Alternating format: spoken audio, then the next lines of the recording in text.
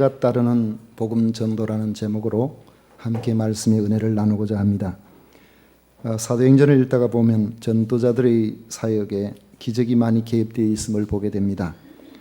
사도행전 16장에서만 보아도 예수 그리스도의 이름으로 명령할 때에 귀신 들린 여종의 귀신이 쫓겨나서 더 이상 점을 치지 못한 사건이 나옵니다.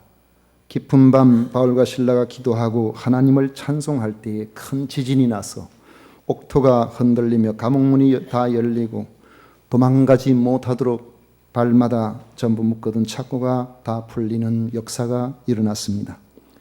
전도자들에게 따라다니는 기적의 사건들에 대한 기록은 하나님을 믿지 않는 사람들에게는 무지한 인간들을 현혹시키는 꾸며낸 이야기로 치부해 버릴 것이지만, 믿는 성도들에게는 우리가 믿는 하나님께서는 역시 살아계신 하나님이시라는 생생한 증거로 받아들입니다.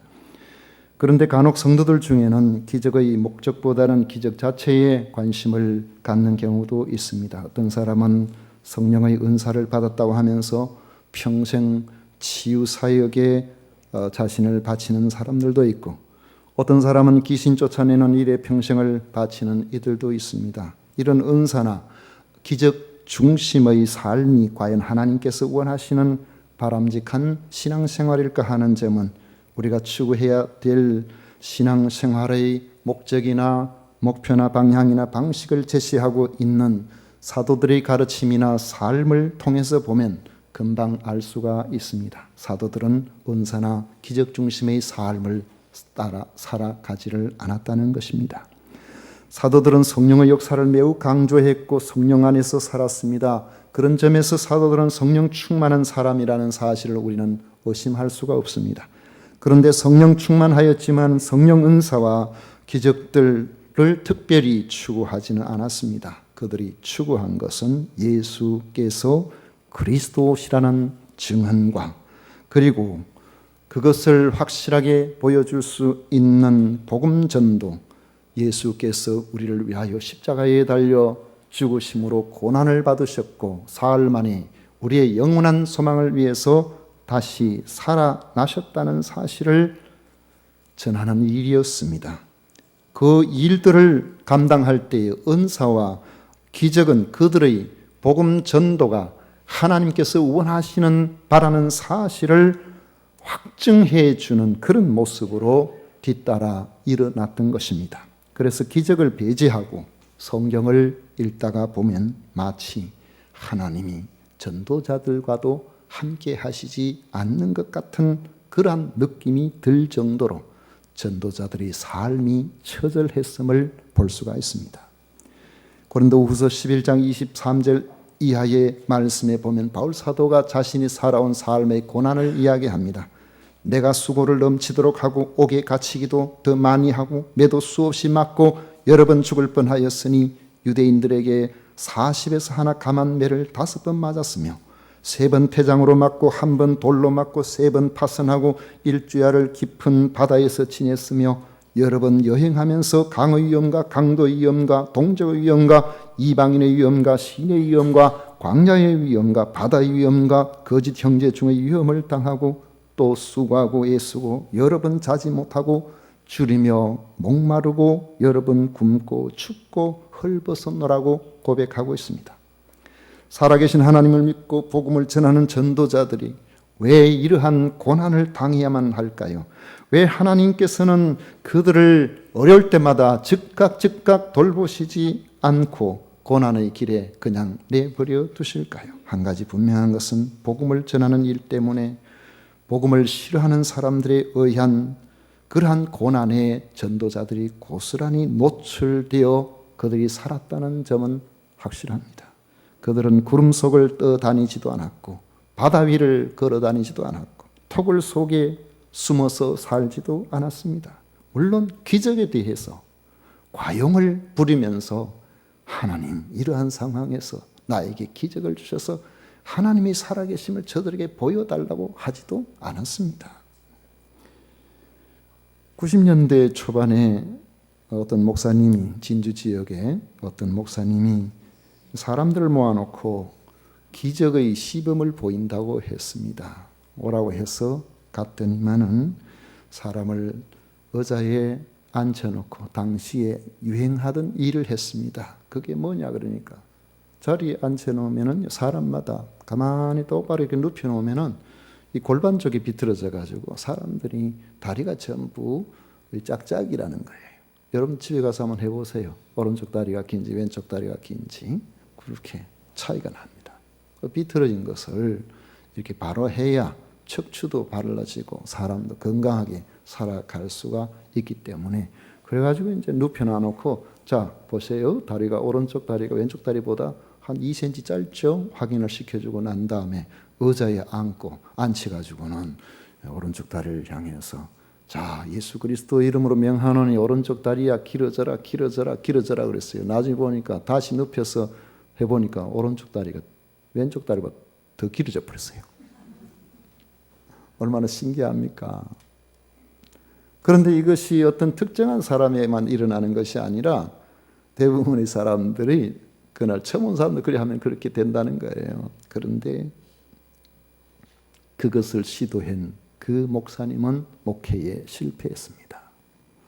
제법 규모가 있는 교회였지만 많은 문제들이 발생해서 결국 그 교회를 사임하게 되었고 지금은 어디에서 무엇을 하는지 알 수가 없습니다. 바울 사도가 귀신 들린 여종에게서 귀신을 쫓아낸 경우를 보면 처음부터 내가 귀신을 쫓아내야 되겠다고 나서지를 않았습니다. 복음이 방해가 되는 것을 보고서 비로소 예수의 이름으로 귀신을 내어 쫓았습니다. 사랑이 없어서 그랬을까요? 감기만 걸려도 귀신 들렸다고 하면서 마치 귀신 쫓아내는 일을 일생의 과업으로 알고 있는 사람들, 그런 생각을 가지고 사는 사람들과는 분명히 다릅니다. 사도의 사역의 중심에는 오직 복음 전하는 것. 기적은 그 과정에서 일어났던 것입니다. 그러므로 우리가 신앙생활이나 전도 활동에 있어서 너무 조급하면 안 됩니다. 하나님은 살아계셔서 살아계신 하나님은 우리와 함께 하시고 우리가 열심을 다하여 주 예수께서 그리스도라는 사실을 십자가의 고난과 부활을 통해서 증거해 나갈 때에 하나님께서는 우리의 삶에 선하게 역사하시는 과정에서 치유도 일어나고 귀신도 쫓겨나고 회복의 역사가 나타나게 되어 있는 것입니다.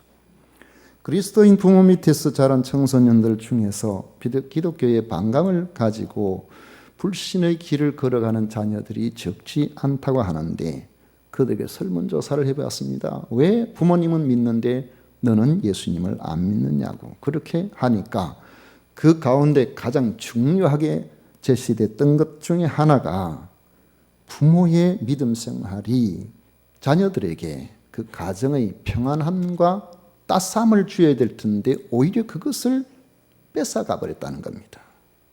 가정에서와 그들이 교회에서의 믿음의 생활의 모습이 다르다는 거예요. 외식자의 모습으로 보인다는 겁니다. 그래서 내 부모님의 신앙생활을 나는 질려버렸다고 그렇게 이야기를 한다는 것입니다. 사람들은 우리가 예수님 안에서 평안함을 누리는지를 보기를 원합니다. 비록 감옥에 있더라도 기도하고 찬양할 수가 있는 그 평안함으로 그들의 분주하고 답답하고 소망이 없는 영혼을 평안하게 해주기를 바라고 있는 것입니다. 찬송가 413장 1절에 보면 그러죠. 내 평생에 가는 길 순탄하여 늘 잔잔한 강 같던지 큰 풍파로 무섭고 어렵던지 나의 영혼은 늘 편하다. 내 영혼 평안해. 내 영혼 평안해. 하나님께서 우리에게 허락하시는 이 놀라운 영적 평안이 우리를 지배하고 우리를 다스리는 그러한 삶을 우리가 살아가야 되는데 사람들은 우리에게서 그것을 보기를 원하고 있다는 것입니다. 바울 일행은 기어코 빌립보에서 더 전도해야 되겠다고 고집 부리지도 않았습니다. 그들이 빌립보를 떠나는 것이 자연스럽습니다. 하나님의 섭리가 어디 있는지를 찾아서 다음 전도지를 찾아 나섰습니다. 바울과 실라는 디모데와 누가에게 빌립보에서의 사역을 마무리하게 하고 남서쪽으로 53km쯤 떨어져 있는 암비볼리라는 곳으로 갔습니다. 암비볼리는 빌립보보다도 그 큰 도시였고 나중에는 마게도니아의 수도가 되는 중요한 성읍입니다. 그런데 거기에서 전도했다는 내용이 전혀 없습니다. 거기서 또 약 43km 정도 떨어져 있는 아볼로니아로 갔는데 마찬가지로 성경은 그냥 다녀갔다, 그렇게 말씀하고 있습니다. 비록 큰 도시들이지만은 바울 사도의 전도 전략으로 볼 때에 그 도시들은 지금 전도하기에 마땅치 않다고 느꼈던 것으로 보입니다. 바울과 실라는 그곳을 지나서 또 남서쪽으로 64km쯤 떨어져 있는 데살로니가로 이동했습니다. 데살로니가는 당시로서는 인구가 약 20만 명이나 되는 자유도시입니다. 로마의 식민도시가 아니라 자유롭게 그 민족들이 다스릴 수 있도록 당시에는 읍장이 5명이 있었는데 그 5명의 읍장들로 하여금 다스릴 수 있도록 그렇게 했고, 그곳에는 유대인들이 박해를 받지 아니해서 그곳에 많이 머물고 있었습니다. 그래서 이 유대인들이 살고 있는 이 데살로니가에 왔을 때에 비로소 복음을 전하려고 했던 것입니다. 1절에 보시면은 그들이 암비볼리와 아볼로니아로 다녀가 데살로니가에 이르니 거기 유대인의 회당이 있는지라 하는 말씀을 통해서 볼 때에 그들은 로마의 가도인 당시의 이그나티우스 대로, 요즘으로 말하면 고속도로예요. 당시에 이 군사도로인데 모든 길은 로마로 통한다는 말이 있지 않습니까? 그 당시에 이 가도는요, 오늘날 이제 고속도로, 그런데 어찌 보면은 요즘 고속도로보다도 더 튼튼하게 만들어졌다고 볼 수 있습니다. 너비가 차도가 4m, 인도가 좌우에 3m, 10m의 넓이로서 수로를 만들고 그 자체를 약 1m 정도를 파가지고 밑에 돌을 깔고 자갈을 깔고 배수 시설을 충분히 하고 위쪽에는 돌을 납작한 박석을 깔아가지고 아주 편리하게 다닐 수 있도록, 전쟁이 나면은 최단거리로 전쟁터에 갈 수 있도록 그렇게 해 놓은 것이죠. 바울 사도가 복음을 전할 때 주로 이 가도를 통해서 이동했다는 것을 보면 하나님께서 이 바울 사도의 그 당시의 전도 전략을 어떻게 짜게 하셨는가 하는 것을 볼 수 있습니다. 이름 없이 빛도 없이 저 산골짜기에 그건 다른 데 전도할 때가 있을 때는 다른 사람 다 전도하니까 그런 곳에 찾는 것이고, 이 당시에는 큰 도시도 다 복음이 안전해진 곳이거든요. 그래서 이런 도시들을 찾아갔는데 특별히 데살로니가까지 약 160km의 그 길을 중간에 다른 전도를 하지 않고 그곳으로 가게 된 것은 바로 이 회당을 전도의 터전으로 삼기 위해서였다는 것을 알 수 있습니다. 바울이 회당을 찾은 이유는 회당은 이미 하나님에 대해서 어느 정도 알고 있는 유대인들을 만나기가 가장 쉬운 곳이기 때문에 그렇습니다.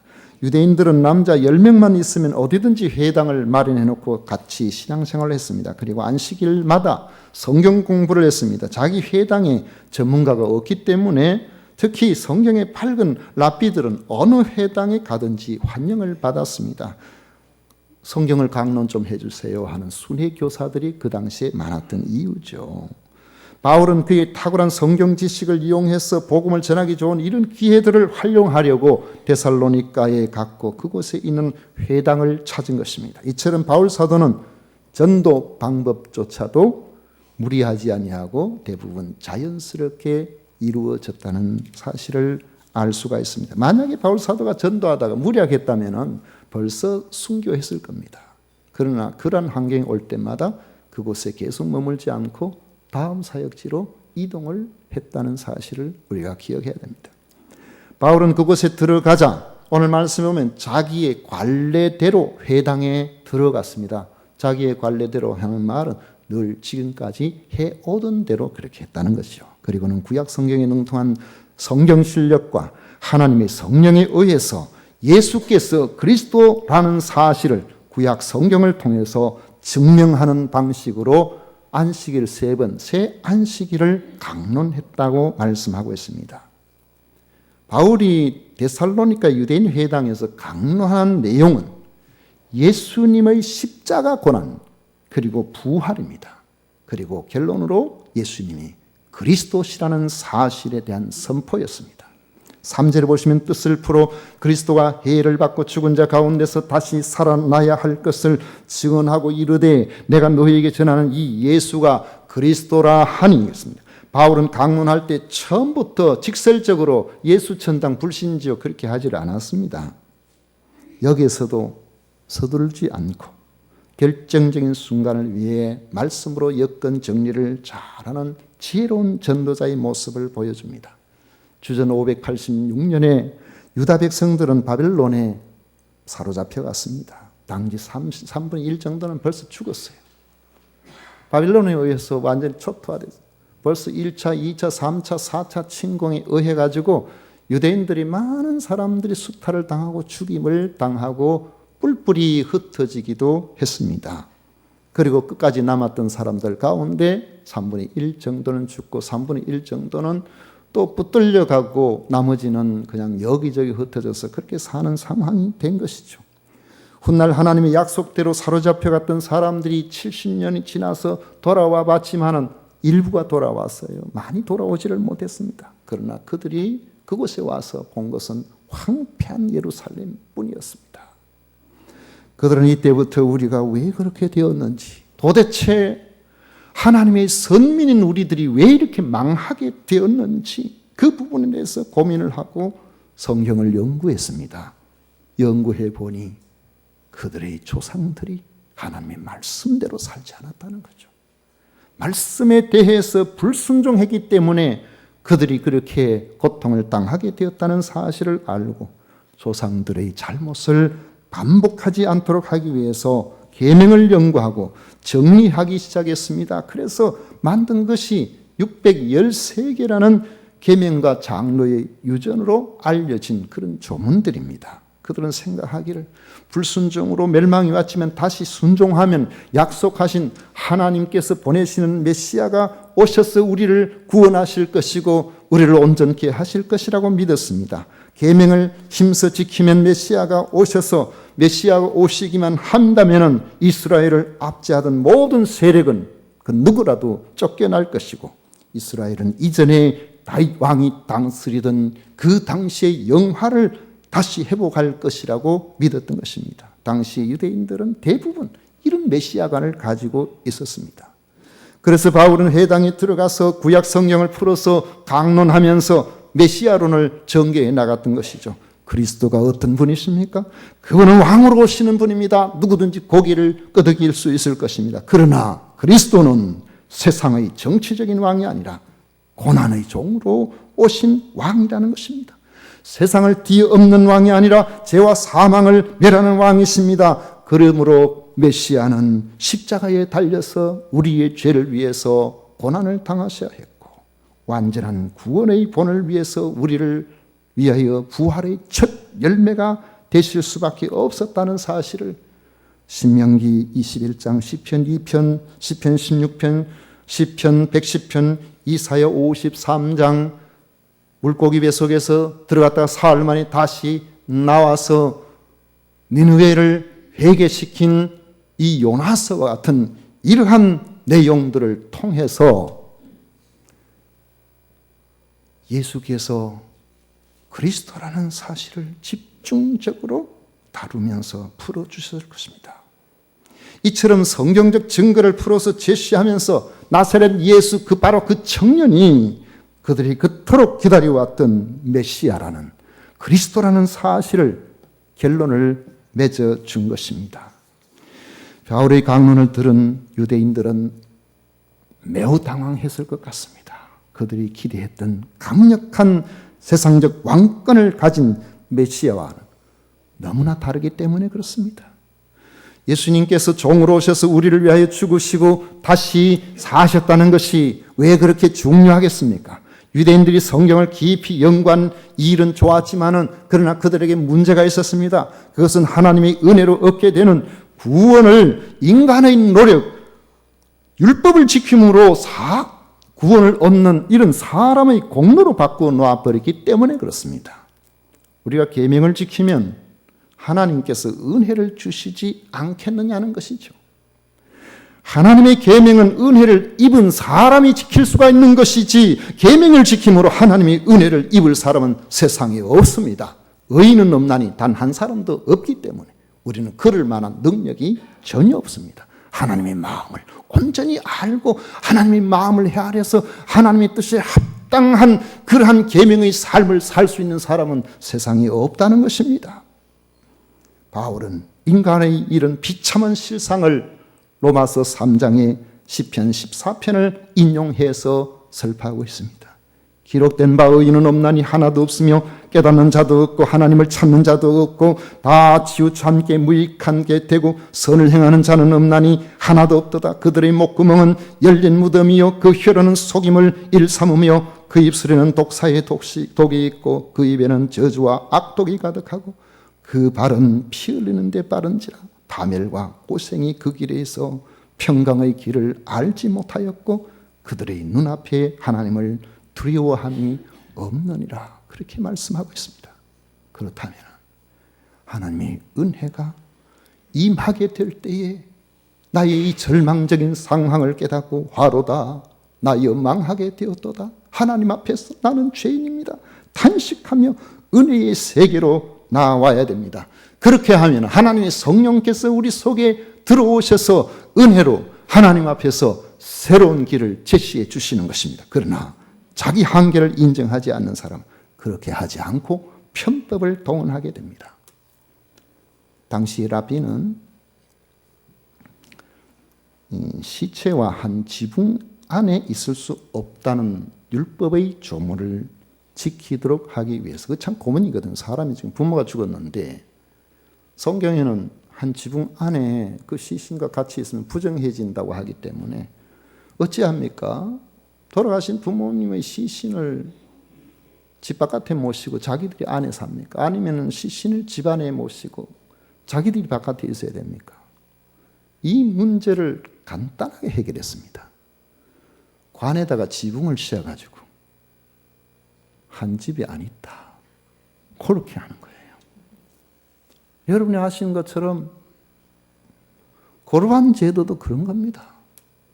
고르반이라고 선언하면 이것은 하나님의 것이 하나님께 바쳐진 것이다. 그러니까 고르반 된 것은 부모를 위해서도 쓸 수가 없어요. 단지 한 가지 자기를 위해서는 쓸 수 있습니다. 부모님 살아계신 때 생전에 잘 섬기고 공양을 해야 될 텐데 고르반이기 때문에 이 제사는 부모를 위해서 들 수는 없습니다. 부모 안 섬기려고 부모를 안 섬기려고 율법을 악용한 거예요. 그게 장로의 유전이었습니다. 그래놓고도 계명을 지켰다고 좋아한다면 하나님의 말씀과 상관이 없는 생활이 되는 것이죠. 당시 유대인들의 모습이 그랬습니다. 오죽하면 예수님께서 이 외식하는 자들아 와 있을진저 바리새인이여 서기관이여 예수님께서 그렇게 책망하셨겠습니까? 그래서 사도는 십자가와 부활로서 우리 대신 하나님의 공의와 사랑을 계명을 온전히 지켜주신 나사렛 예수님을 소개하면서 그분이 바로 우리의 그리스도시라는 사실을 증명해 준 것입니다. 바울 사도의 복음 전파는 당시에 많은 사람의 마음을 움직였습니다. 그래서 데살로니가에도 복음을 따르는 무리들이 생겨났습니다. 4절에 보면 그 중에 어떤 사람 곧 경건한 헬라인의 큰 무리와 적지 않은 귀부인도 권함을 받고 바울과 실라를 따르나 했습니다. 그러나 이것을 믿지 않는 사람들은 무리를 지어서 복음을 방해했습니다. 5절에 나오죠. 이들은 복음에 관심을 가지고 바울과 실라를 따르는 사람들이 생겨나는 것을 보고 시기했습니다. 그래서 시장이나 광장에서 행패나 부리고 다니는 이러한 불량배들을 매수해서 바울과 실라가 머물던 야손의 집을 급습시켜서 체포하게 했습니다. 그런데 그들의 행위를 미리 감지한 형제들의 도움에 의해서 그곳을 바울과 실라가 피신해서 찾을 수가 없게 되자 그들은 그 집 주인인 야손과 몇몇 형제들을 잡아서 끌고는 읍장들에게 가서 소리 질렀습니다. 6절과 7절에 나옵니다. 천하를 어지럽게 하던 이 사람들이 여기도 이름에 야손이 그들을 맞아들였도다. 영접했다는 것이죠. 이 사람들이 가이사의 명을 거역하여 말하되 다른 임금 곧 예수라 하는 이가 있다 하더이다 라고 말하고 있습니다. 진리는 그것이 참 진리인지, 진리를 담은 사람의 진실과 진실된 삶을 통해서 드러납니다. 그런데 시기한 유대인들은 그렇게 하지 않았습니다. 불량배들을 매수했고 폭력적이었습니다. 중상모략을 일삼았습니다. 그들은 바울과 실라를 천하를 어지럽게 하는 사람이라고 했습니다. 천하를 어지럽게 한 사람들은 복음을 시기한 그 사람들의 폭동 때문이었지, 바울과 실라나 그 당시에 그리스도인들이 폭동을 일으킨 적은 한 번도 없었습니다. 유대인들은 만왕의 왕이신 그리스도를 기다린다고 하면서 자기들의 뜻과 맞지 않는다고, 얼마 전까지만 해도 같은 동료로서 지내고 있던 야손과 몇 사람들을 그들이 그토록 싫어하는, 자기 민족을 억압한다고 그렇게 싫어했던 로마 황제의 편에 서서 황제를 거역하고 예수라는 다른 임금을 옹립한다면서 이러한 반역죄를 덮어씌워서 고발했습니다. 예수님께서 십자가에 달려 죽으신 죄목도 바로 그거 아닙니까? 누가 그랬습니까? 로마인들이 그랬습니까? 헬라 사람들이 그랬습니까? 바로 유대인들이 그렇게 싫어하는 로마 황제의 그 권세, 그걸 빙자해가지고 죄를 덮으셨던 것이죠. 비진리는 언제나 여러분 진리에 대해서 적대적입니다. 불을 켜면은 바퀴벌레가 뭘 먹으려고 밝은 데로 나가 있다가 불이 갑자기 환해지면은 순식간에 농 밑에나 소파 밑에나 막 어딘지 쫙 들어가 버리잖아요. 바퀴벌레가 원하는 건 뭐겠습니까? 빨리 불을 꺼주는 거예요. 어두운 것이 좋은 거죠. 이처럼 우리들이 복음의 빛이 환하게 드러나도록 십자가의 고난과 부활이라는 이 놀라우신 은혜, 예수께서 그리스도라는 사실이 증거되게 됩니다. 우리는 자신도 알지 못하게 세상은 둘로 딱 나뉘게 됩니다. 이것을 받아들이는 세력과 받아들이지 않는 사람. 받아들이지 않는 사람은 너희들이 믿기나 말기나 뭐 알아서 하라고 이렇게 하질 않아요. 반감을 가집니다. 왜 가만히 있는 사람에게 지옥 걱정을 하게 만드느냐는 거예요. 왜 오늘 살기도 바쁜데 죽음 문제를 고민하도록 만드느냐는 거예요. 그래서 이 진리에 대해서 끊임없이 그 진리가 그들에게 부담이 되지 않도록 하는 과정 속에서 믿는 사람들의 부정, 믿는 사람들의 여러 가지 부분들, 이 기독교에 대해 반감을 가지고 끊임없이 그렇게 해나가는 거죠. 그래서 우리는 이런 데 빌미가 되지 않도록 우리가 조심해야 됩니다. 진리 안에 바로 살아야 돼요. 말씀이 우리 삶에 겉돌면 안 됩니다. 진리가 우리의 삶에 그대로 드러나야 된다고요. 누구보다도 정직해야 되고 누구보다도 성실해야 돼요. 누구보다도 그리스도인들은 언어에 있어서 행동에 있어서 사람들에게 빛이 되는 그런 삶을 우리가 살아가야 되는 것입니다. 만약에 중심에 진리가 없다면 하나님 말씀보다는 진리가 없는 사람들 중에요, 그리스도인들에 대해서 진리가 없으면 그리스도인에 대해서는 알게 모르게 반감을 가지고 있습니다. 내색을 하느냐 하지 않느냐 그 차이거든요. 왜 그러냐면 한 가정에도 우리가 생각해 보십시오. 신실하게 예수님을 잘 믿고 있는 그러한 여집사님이 계신다고 생각해 보세요. 그분의 남편은 세상에 하고 싶은 것 다 하고 술 마시고 뭐 하고 참 세상에서 좋아하는 것 다 하는데 단지 한 가지 걱정되는 게 있습니다. 그렇게 좋은 내 아내와 같이 언제까지나 함께 해야 되겠는데 자기는 천당 간다 하는데 자기는 갈 자신이 없는 거예요. 그래서 어떻게 합니까? 치맛자락이라도 붙들고 같이 가고 싶어 하잖아요. 안 믿으면 아예 그 생각을 안 해야 되는데 안 믿는다고 하면서 영원히 나뉘는 거기에 대한 불안을 갖고 있습니다. 그럼 차라리 하나님이 안 계신다. 기독교가 잘못되었다. 그렇게 생각해버리면 수월한데 항상 이 진리는 사람들의 마음에 풍파를 일으키도록 되어 있습니다. 받아들여서 구원으로 말미암아 영원한 생명으로 나아가면서 마음이 평안하든지 그렇지 않으면 자신을 불안하게 하고 진짜 예수님이 하나님이라면 나는 어떻게 되지? 그런 불안을 조성하도록 되어 있습니다. 그러니까 기독교가 싫은 거예요. 안 믿어도 되도록 좀 해주기를 바라는 거죠. 그래서 일을 공공연하게 잘 못하고 보통은 그냥 지나가는데 뭔가 상황이 기독교에 불리하게 돌아간다라는 그런 생각이 든다면은 진리가 없는 사람들은 인권이나 계획적이라는 천으로 옷을 만들어 입고 자신을 포장하고는 때로는 은밀하게 때로는 집요하게 복음을 방해하려고 하는 경우가 있습니다.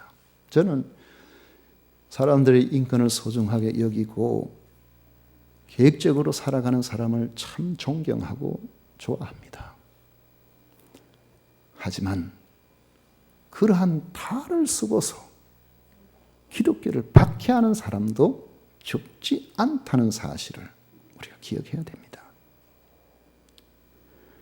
당시에 데살로니가에는 데살로니가를 다스리는 5명의 업장이 있었다고 그랬죠. 반역자라는 엄청난 고발을 듣고는 소동이 일어났습니다. 반역자는 사형입니다. 끝이 나야 돼요. 그런데 그들이 조사해 보니까 사실과 다르다는 것을 알았습니다. 그래도 그냥 풀어주면은 소동이 벌어질지 모르니까 유보적인 판결을 내렸습니다. 보석금을 내고 풀어줬다는 것이죠.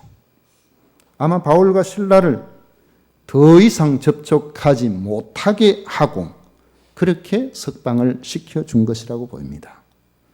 바울과 실라는 더 이상 데살로니가에서 사역할 수가 없었습니다. 그곳에 있으면 자꾸 문제가 발생하니까요. 그리고 야손과 같은 그리스도인들의 안전에 어려움을 줄 수가 있으니까. 그래서 그들의 도움으로 밤을 이용해서 그곳을 떠나서 더 남쪽에 있는 베레아로 가게 되었습니다. 말씀을 맺도록 하겠습니다. 예수 그리스도를 전하는 십자가와 부활의 순전한 복음 전파에는 언제나 환영하는 자와 거역하는 자가 동시에 있다는 사실을 기억하시기를 바랍니다. 지금은 복음을 전하는 일이 매우 어려워져 있습니다. 기독교에 대해서 부정적인 시각이 사회에 만연해 있습니다. 한국 교회의 흉만 보아도 그 사람을 계획적으로 보는 이런 사상들이 지금 발생하고 있어요.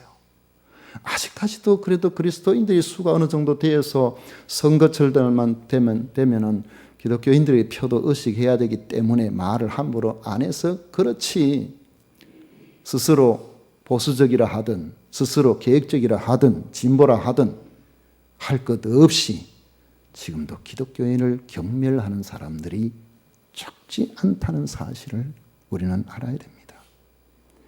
그럴수록 우리는 자연스럽게 믿음의 생활을 해나가야 됩니다. 그럴수록 진리가 우리의 삶이 되도록 해야 됩니다. 거창한 구호가 아니라 내 곁에 있는 사람들이 감히 우리를 도덕적으로 비난하지 못할 정도로 우리는 진리에 입각한 삶을 살아가야 합니다. 그리고 그 삶으로 복음을 제시해야 됩니다. 그때 우리에게 이 시기와 박해가 있다고 하더라도 그때는 우리가 그걸 각오해야 되죠. 십자가, 고난과 부활을 제시해서 우리에게 영원한 소망을 허락하신 이 부활, 여러분 세상에 어떤 종교나 어떤 문제들을 보세요. 고난까지는 있을는지 모릅니다. 고난도 거의 없어요. 그런데 분명한 것은 부활이 없다는 겁니다. 영원한 소망을 제시하는 부활이 없어요. 세상의 역사나 모든 환경들은 끊임없이 순환하고 반복해 나갑니다. 거기에는 우리에게 희망을 이야기하지만 결론으로 지켜보면 지금까지 희망이 없잖아요. 철학으로 문제를 해결해 보려고 했지만 지금도 철학이 답이 없잖아요.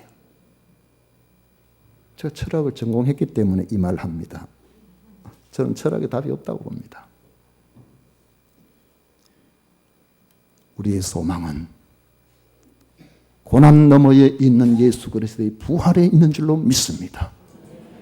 이 부활, 예수님만이 우리에게 영원한 소망을 허락하시는 이러한 그리스도라는 사실을 선포함에 있어서 그것이 우리에게 비록 고난을 가져다 준다고 할지라도 우리는 그러한 삶에 기꺼이 우리 자신들을 들여서 그때는 고난을 피하지 말고 주님의 사람으로서 전도자의 삶으로서 우리 일상의 주변에 자연스럽게 복음을 전해나가는 우리 모두가 되시기를 축원합니다. 기도하겠습니다.